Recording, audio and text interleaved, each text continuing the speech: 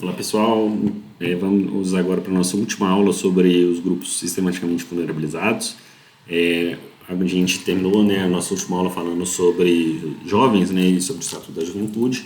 Agora, né, nós vamos falar sobre as pessoas idosas, né, que são pessoas com 60 anos ou mais.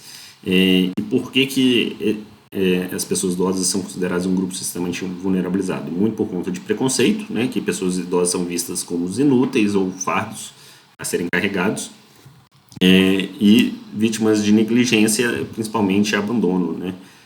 Que essas pessoas são abandonadas aí pelas famílias justamente por serem vistas como inúteis, como fardo a serem carregados, então muitas vezes elas são abandonadas, e aí por questões da idade, sem condição de se, às vezes, né, sem condição de se manter sozinhas e sendo vítimas aí, sendo abandonadas, né, sem ter essa condição é, para se virar, né? Bom, quais são as principais violações sofridas? A negligência, violência psicológica, violência física e violência patrimonial. O que é essa violência patrimonial? Né? Então, às vezes, por exemplo, uma pessoa idosa, ela tem uma aposentadoria e aí alguém da família, né, um filho ou algum outro conhecido, se apropria desse dinheiro, né, que era da pessoa e deixa a pessoa vivendo, né, em situação muito precária e pega esse dinheiro, né, se apropria desse dinheiro, pega esse dinheiro para ela. Pode ser uma aposentadoria, pode ser também um VPC, né, que é o benefício de prestação continuada, que pessoas idosas têm direito. Vou falar um pouco do BPC aqui, né? Mas antes falar quais são as principais leis, né, então, de garantia do direito da pessoa idosa. O Estatuto da Pessoa Idosa, que é de 2013, ele prevê a proteção integral da pessoa idosa, né, prevê também a questão da prioridade, não só, né, a gente conhece a prioridade em filas, né, de bancos e supermercados, aeroportos, rodoviários, etc., mas também essa prioridade também pode ser em questões de atendimento de saúde, quando não tiver, né, claro, uma emergência. Então, assim, se for um caso, as pessoas todas têm prioridade no atendimento à saúde, se for, a não ser que seja um caso de urgência, né? E a gente tem a questão da gratuidade do transporte público, e aí é só para pessoas maiores de 65 anos, apesar, né, todas as pessoas acima de 60 anos serem consideradas pessoas idosas. A questão da gratuidade do setor do transporte público ficou exclusivamente para pessoas maiores de 65 anos. Em alguns municípios existem leis municipais que colocam a gratuidade para pessoas a partir dos 60, mas né, o estatuto garante só para pessoas acima de 65. Tem assentos reservados também, né, para pessoas idosas no transporte público, é uma obrigação prevista no estatuto. Para que, né, a gente vê lá, então, quando a gente entra no ônibus, o assento reservado, justamente por questões, né, de saúde, né, essas pessoas têm esses assentos reservados para que elas tenham um menor risco de sofrer algum acidente e alguma lesão. Prioridades em filas, também em filas de estabelecimentos comerciais. E na Lei Orgânica de Assistência Social, né, tem o BPC, o Benefício de Prestação Continuada, que é um benefício mensal no valor de um salário mínimo, que é pago às pessoas com mais de 65 anos. Esses mais de 65 anos pertencentes, aí faltou aqui, né, no slide, pertencentes a famílias que têm renda inferior a um quarto do salário mínimo. Então, assim, é só famílias que têm realmente uma renda muito baixa, uma renda inferior a um quarto do salário mínimo. E aí é uma renda que esse recorte, né, de ser só renda familiar, renda por pessoa, tá, da família, não é uma renda total, que seja inferior a um quarto de salário mínimo. Então, por exemplo, se for um casal, né, que tem uma pessoa idosa morando junto com eles, né, um casal, o pai já faleceu, a mãe idosa mora com eles, e nessa família ela tem uma renda, por exemplo, de um salário mínimo. A renda vai ser per capita, né, vai ser de um terço, né, assim, dividir esse salário mínimo pelos 3 da família, então as pessoas já não têm direito ao BPC. E aí agora, se essa mesma família, por exemplo, tiver filhos, aí a renda já cai para inferior a um quarto, e aí a pessoa idosa passa a ter direito ao BPC. Então, assim, é considerada a renda familiar e a renda per capita da família, né, que não pode, tem que ser inferior a um quarto do salário mínimo para que a pessoa tenha direito, a pessoa idosa tenha direito ao BPC. Bom, a gente também tem pessoas com deficiências, né, que também são um grupo extremamente vulnerabilizado. Então, as pessoas com deficiências eram classificadas como incapazes, aleijadas, inválidas, né, e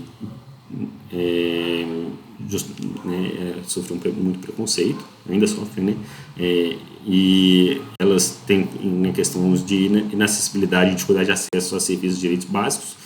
A falta de acessibilidade a gente vê aí no dia a dia, né? Então, por exemplo, muitas calçadas que é difícil, né, uma pessoa usuária de cadeira de rodas transitar. Em alguns prédios não tem rampas, né, de acesso. Uma pessoa com deficiência auditiva, né, é muito raro você conseguir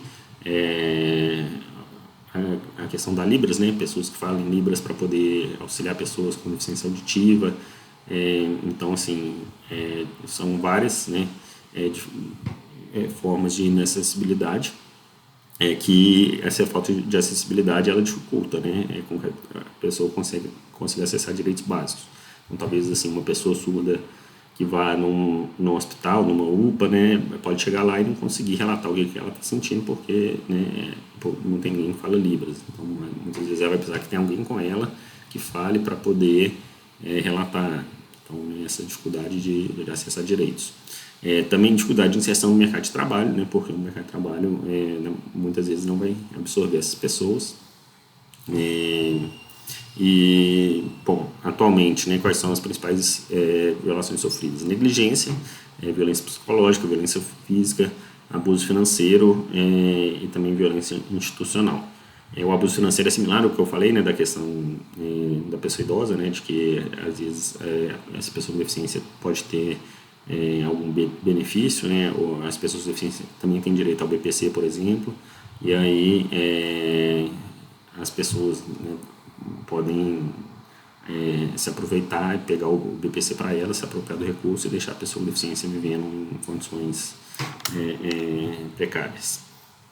E aí um termo que apareceu aqui, né, que acho que não tinha aparecido antes, mas a questão da violência institucional. A violência institucional são violências cometidas por instituições, né? Então, por exemplo, deveria ter um espaço, né, um abrigo, ou algum outro equipamento público que deveria atender essas pessoas, mas que não atende propriamente da forma, né, como elas precisam, e aí isso pode ser considerado violência institucional. Não só não atende da forma como não atender da forma como a pessoa com deficiência precisa, mas também pode ser, né, casos de violência física, psicológica, etc., dentro de uma instituição, e isso também é considerado violência institucional. Bom, e aí a principal lei que a gente tem para garantia dos direitos da pessoa com deficiência é a Lei Brasileira de Inclusão, que é de 2015. Ela define, né, pessoas com deficiência são aquelas que têm impedimento de longo prazo de natureza física, mental, intelectual ou sensorial, né, o qual interação com uma ou mais barreiras pode obstruir sua participação plena e efetiva na sociedade em igualdade de condições com as demais pessoas. Essa redação da lei, né, de falar de que a deficiência é sempre nessa interação que tem algumas barreiras. Então, por exemplo, né, uma pessoa usuária de cadeira de rodas, ela enfrenta desafios não porque, né, não pelo fato dela estar de cadeira de roda, mas pelo fato de ter barreiras, né, então de não ter rampas, de não ter acessibilidade nos espaços, etc. A Lei Brasileira de Inclusão ela tenta dar também maior autonomia às pessoas com deficiência, determinando, né, que a curatela é como medida excepcional. Às vezes, né, era uma norma, né, que a pessoa com deficiência era submetida a uma curatela, sendo que ela tinha sim condições de ser responsável por si mesma. Essa lei busca dar maior autonomia, colocando, né, a curatela como uma excepcionalidade. Estabelece a acessibilidade como um direito, né, das pessoas com deficiência, que antes, né, a acessibilidade muitas vezes era vista como um favor que estava sendo feito às pessoas com deficiência, como na realidade é um direito delas, né, elas têm direito a acessar os serviços e os espaços. Então, essa lei, né, a Lei Brasileira de Inclusão determina isso como um direito. E aí também uma outra questão, né, o direito de entrar com cão-guia em meio de transporte, estabelecimentos comerciais, né, então pessoas com deficiência visual, pessoas cegas, elas podem entrar com um cão-guia se elas pedirem, sei lá, se elas precisarem entrar num ônibus, num táxi, num Uber, num avião, ela tem o direito de entrar com cão-guia em estabelecimentos comerciais também. Bom, a gente tem aí também as pessoas LGBTQIA+, que aí falando, a sigla mais utilizada atualmente, principalmente no governo do estado, né, mas acho que no país como um todo, LGBTQIA+, que são lésbicas, gays, bissexuais, transexuais, queers, intersexuais e assexuais. E por que é um grupo sistematicamente vulnerabilizado, né? Porque essa identidade, né, a questão, as pessoas LGBTQIA+, elas são ligadas a desvios, né, a pecado, e era considerado até pouco tempo atrás, inclusive uma doença, né? Era visto como uma doença a pessoa ser homossexual, tanto que a gente vê não só, né, pela própria OMS, inclusive, né, a Organização Mundial de Saúde classificava, né, uma pessoa ser lésbica ou ser gay, bissexual como uma doença. Isso foi retirado né, do manual da OMS só recentemente, assim, na década de 90. Essas pessoas também sofriam, né, perseguição política e social. Então, por exemplo, na Inglaterra, né, era crime previsto em lei, e aí as pessoas eram obrigadas a passar por um processo de castração química que ocorreu aí com o Alan Turing, né, um dos inventores do computador, que ajudou a Inglaterra, o Reino Unido, a ganhar a Segunda Guerra Mundial. Não sei se vocês assistiram o Jogo da Imitação, né, que é o filme que trata da história dele. Mas, então, assim, uma pessoa que era para ser considerado, né, um herói de guerra, e acabou sendo perseguido por conta de preconceito, por ser gay, e acabou se suicidando devido a essa perseguição. Bom, e aí também, né, até muito recentemente, impedimento de acesso a direitos, como casamento civil, adoção, licença maternidade, paternidade, entre outros.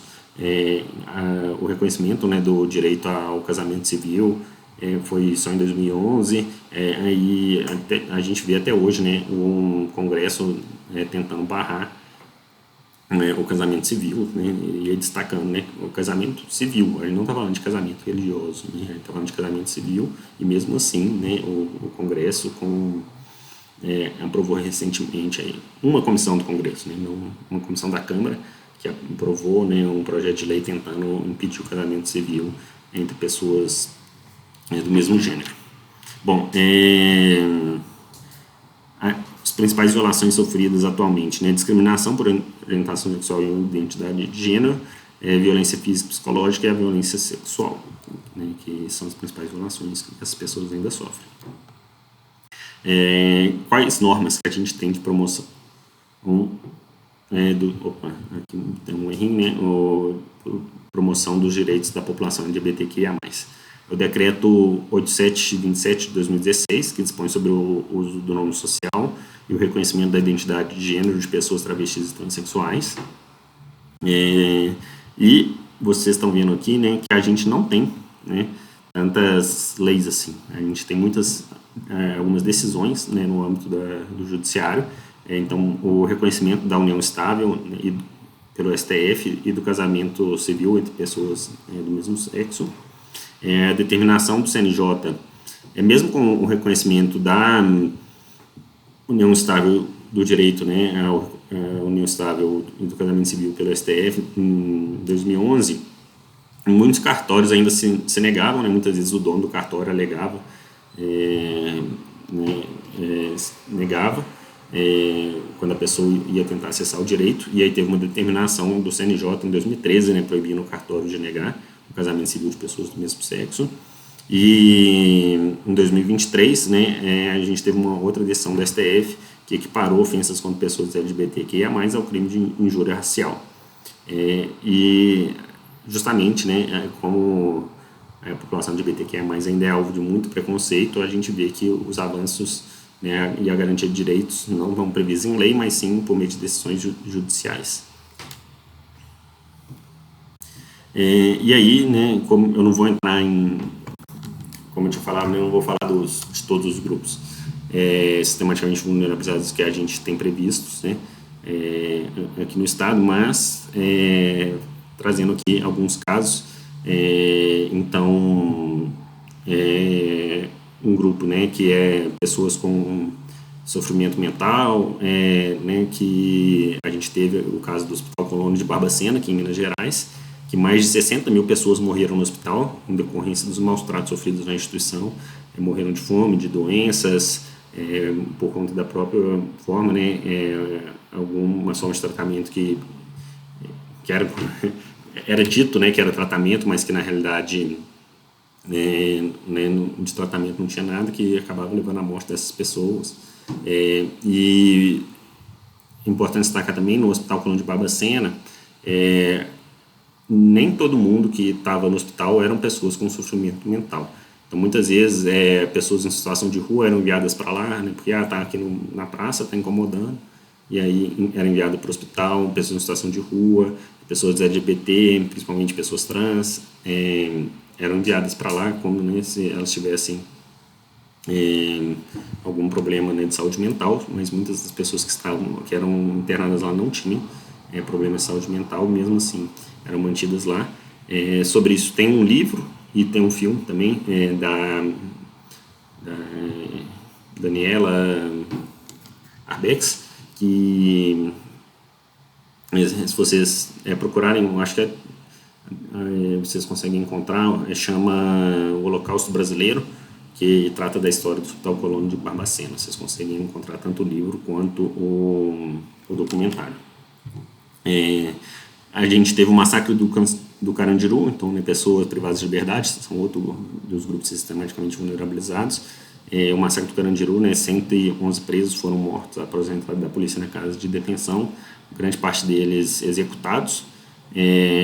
Teve uma condenação pelo Tribunal do Júri só, né, acho que em 2013, e importante destacar que essa condenação depois foi anulada pelo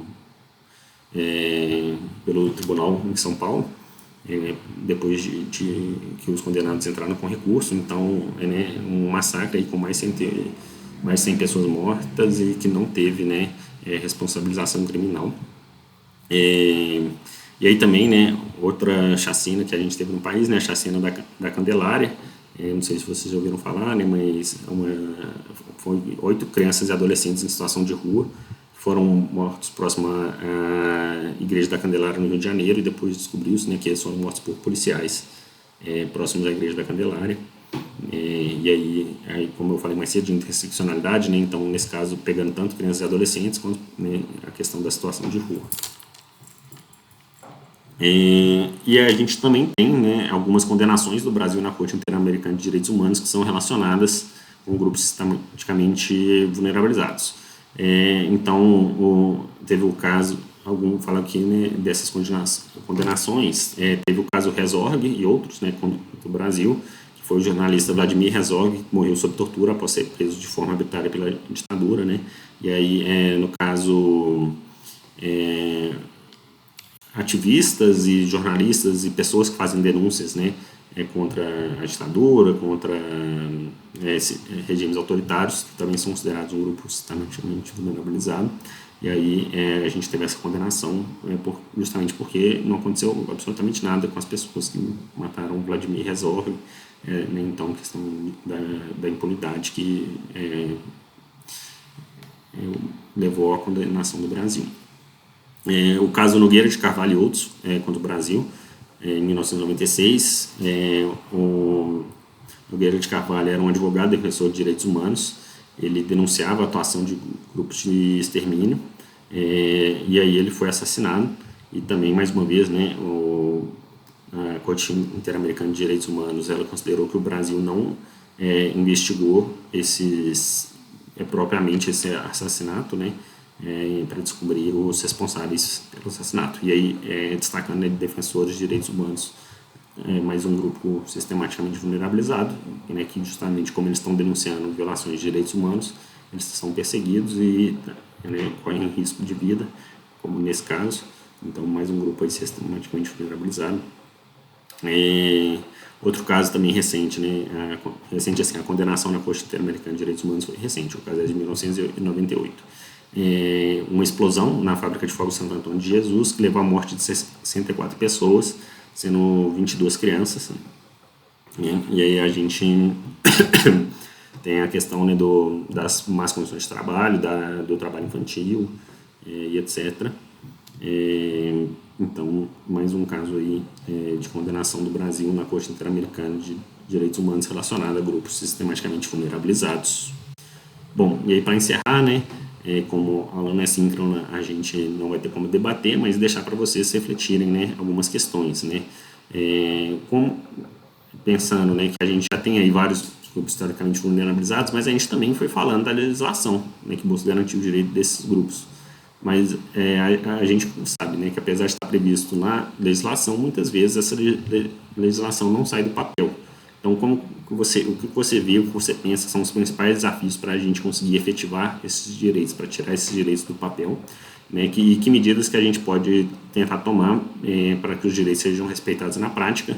E aí pensar que vocês tentam refletir um pouco mais sobre essa segunda questão no âmbito da escola, né, já que vocês aí são profissionais da educação, tentar pensar, né, no âmbito da escola como que a gente pode tomar medidas, né, para tentar garantir que os direitos sejam respeitados na prática. Bom, pessoal, então é isso, muito obrigado. Vamos seguindo. Peço que vocês continuem olhando, né, o e-book, fazendo as atividades. Muito obrigado. E a gente vai se falando. Ainda teremos mais uma aula síncrona, né, que não sei se vocês já viram ou não, mas não sei nem se quando vocês verem esse vídeo a enquete ainda vai estar aberta, mas para quem ver rapidamente esse vídeo, né, a gente está com uma enquete aberta para definir a data da próxima aula síncrona. Então quem puder, entra ali no AVA e vota. Muito obrigado, pessoal. Um abraço.